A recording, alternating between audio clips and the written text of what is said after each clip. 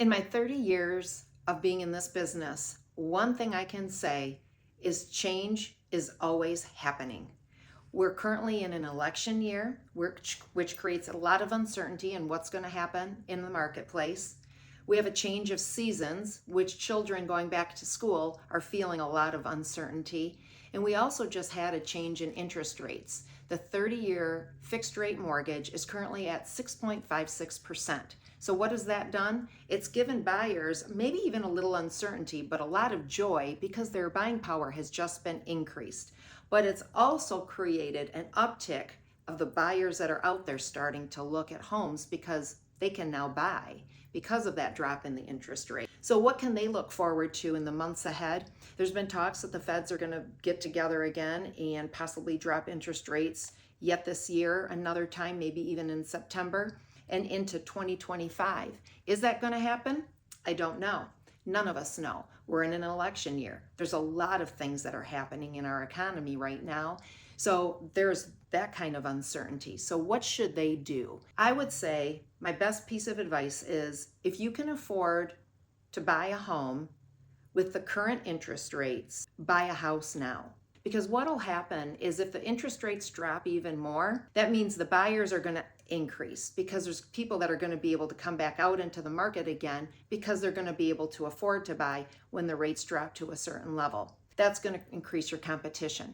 And what happens? It's economy 101, supply and demand. There's going to be more demand, less supply because we just don't have a lot more houses coming on the market. And that's going to increase the prices. So you may wait to get a better rate, but ultimately pay more in the long run. And that's not going to serve you well either. Plus, it's going to make you extremely frustrated as well. So my recommendation is if you can qualify to buy a house now, let's go look at a house. Let's go look at many houses because it's going to take you a little bit of time just to get comfortable with the market.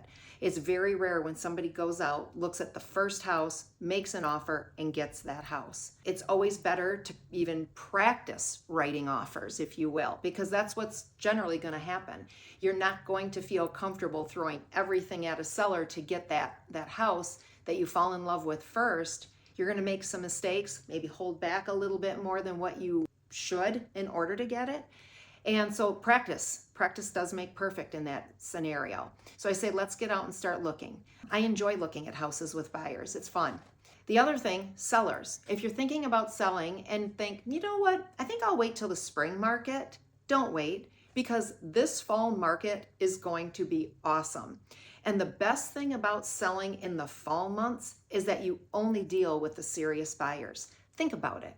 Who goes out after work, running their kids around in the dark, looking at houses unless they have to have a house? So wouldn't you like to have people that really, really want to be there, not just looking for a deal or if, they can find something? If you're going to get kicked out of your house for a half hour, 45 minutes, it'd be much better to have it happen with somebody who seriously wants to see your home and has a true interest in it. So if you're thinking about selling your house, I would list that property.